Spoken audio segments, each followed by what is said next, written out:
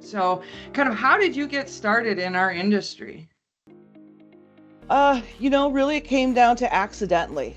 Um, I moved out in to Minnesota the spring of 1998, looking really to complete my student teaching requirement for my secondary education degree.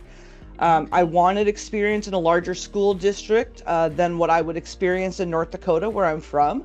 My brother Okay. worked for a company that did document management, and he said he'd be able to find me a part-time job during the summer while I was waiting for my internship.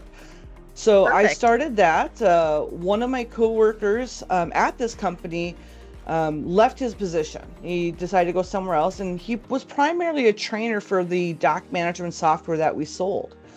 The company was in a crunch and asked me, since I have background on teaching people or kids, would I be able to help out training end users? I had already been very familiar with the software because my summer job was scanning paper documents and categorizing them into the document manager software. So I knew Gosh, Yes, that's exactly what the exciting. end that users were sounds going to. typical, right? Yep. So Where you I start. I knew exactly what the end users would need to be able to use the software since I was an end user myself. My university never did find me a student teaching position. Um, but it was with my experience of training the software that ended up, leading me to a little bit more of a technical background of the application itself, and then led me into becoming a pre-sales training and post-sales support person. You know, Oh, so I I love mean it. that experience right there led me eventually where I am today, with a few stops, of course, along the way. I love that. It, Oh, it was meant to be. That's what I always said too. You never know what happens in life, and sometimes it throws you a fork in the road you weren't expecting, but it could always be a positive thing, and that's the way I always try to look at it. yeah. And I love that. It's kind of like the evolution. And I think a lot of people can kind of relate to that. Like you start in one area and you were looking to go into teaching, and then there's just so many things that can branch off of that and lead you into different paths. I love that. That's a great path and journey to go on. Yeah, it's been fun getting here, let's put it that way. So, Amy, since you have a teaching degree, but I believe you just said your experience using the stock management software brought you to where you are, what's more important to you then, degree or experience? So here's the thing.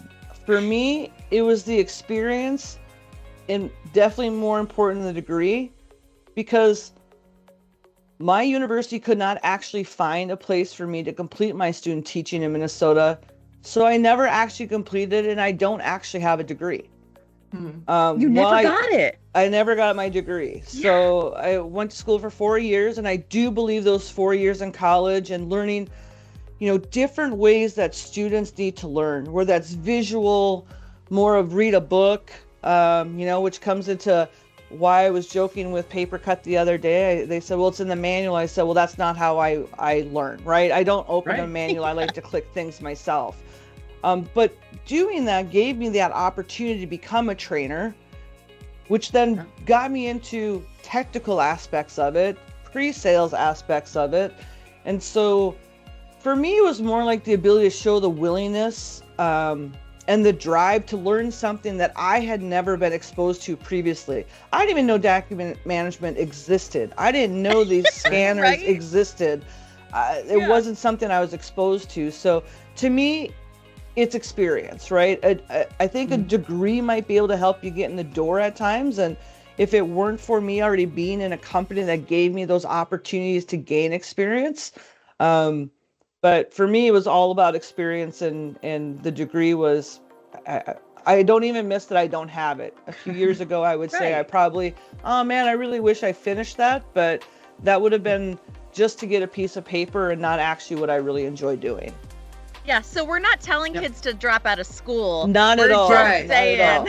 saying, just No, keep your I'm just doors saying from open. my experience, it was Yes. it was definitely getting that foot in the door, and again that drive, going like, you know what, I can learn it if I just had given the time, and I did, and that was what 25 years ago. So Wow. Yep. Yeah, that's awesome. And I think a lot of people can actually relate to that. And so I think it's valuable to be able to share that with just other people across the industry, period, that you're not stuck in a specific path, that it's really about you, and you're the one that made that happen with choosing to apply some of those things that you have learned and took that forward, and here we are now today. So I think that's awesome that now we can share that same story with other people across the industry as well, women and men, and just Absolutely. really that it's wide open. Yeah, and that's the best part too, is like certain things in the industry that we're in today, we're very male dominated, but I don't see it that way as much anymore, right? And I'm here to hopefully help other women that are younger realize they don't have to be put into a box of what they usually used to do in an office setting, right? That they can get Agreed. out there and do other things if they find it's something they're passionate about and want to do. And, I think that's absolutely kind of leads right into this next thing, that you're, wanting to share your story and encourage other young women in the industry and kind of share your journey that way. So kind of what really inspires, or how do you inspire others with that goal in mind? Yeah, inspiring, I think, is a difficult word sometimes. It kind of depends on how you feel like you might inspire someone, right? Yeah. When speaking specifically about the group of actually gentlemen, men that I actually have on my team, what I try to do is try to really communicate well, figure out what motivates them, where they would like to go long term in their career, build relationships with colleagues. And for me, it's navigating the internal workings of a larger company that takes a lot of that off of my team's plate and really lets them focus on a great customer experience and the service that they can provide them. So me just trying to listen to what the employees are saying, really providing them encouragement and direction, and just support the team. I think trust inspires.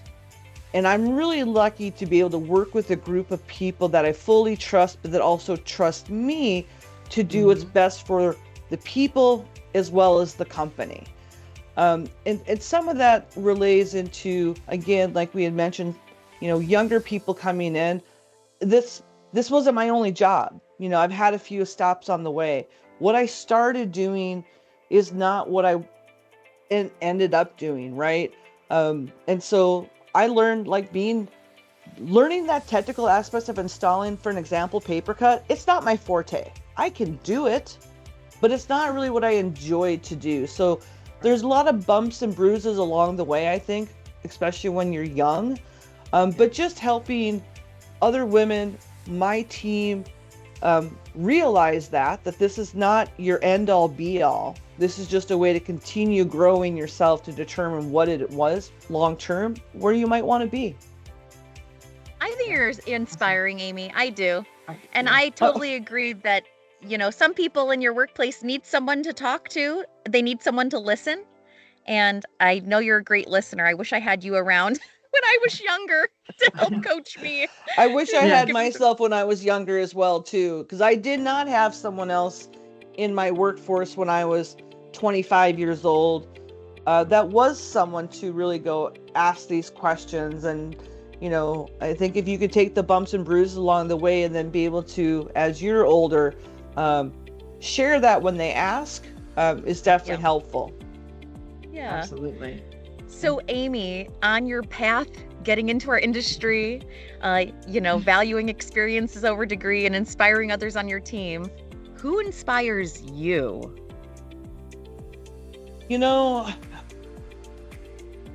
People who inspire me are I don't know if I have an individual that inspires me. I have a really great core group of friends that keep me centered and be able to separate work and life and keep those two things in, how do I want to say it, in alignment where they need to be, right? Yes. And so seeing my friends, who we hang out with, my husband and I, what brings them joy and having a good time and just hanging out, being able to drop some of the worries you might have on a Monday through Friday basis and really hit the reset button every weekend. Yes. You know, that inspired me to keep going to the next week and the next week and not ever feel bogged down, because being able to separate that, my friends allow me to do, and they inspire me to in that respect. Because I think work-life balance is very important. I did not have that when I was younger. It was all or nothing. I thought about it when I came home. I was thinking about it at night. I was thinking about it when I went to bed. And I thought, I'm not going to be a very good employee if I'm stressed out. So I really had to figure out ways to separate and then come back the next day refreshed.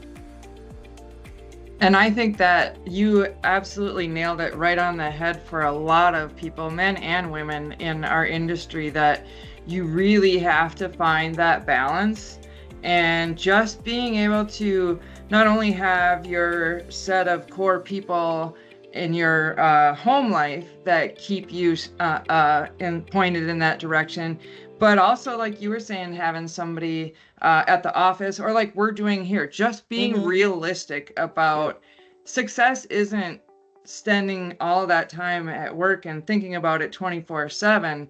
It's really having that fullness of having your home life and being happy there. And that transfers over into how well we communicate and do things at work as well. So I think that's awesome. I find the more that I smile at home on the days that I have at home, or even after work, I find myself smiling a lot more at work, right? So we all know what a smile or a pleasant hello in the morning can do for another person, and that's what I definitely try to do.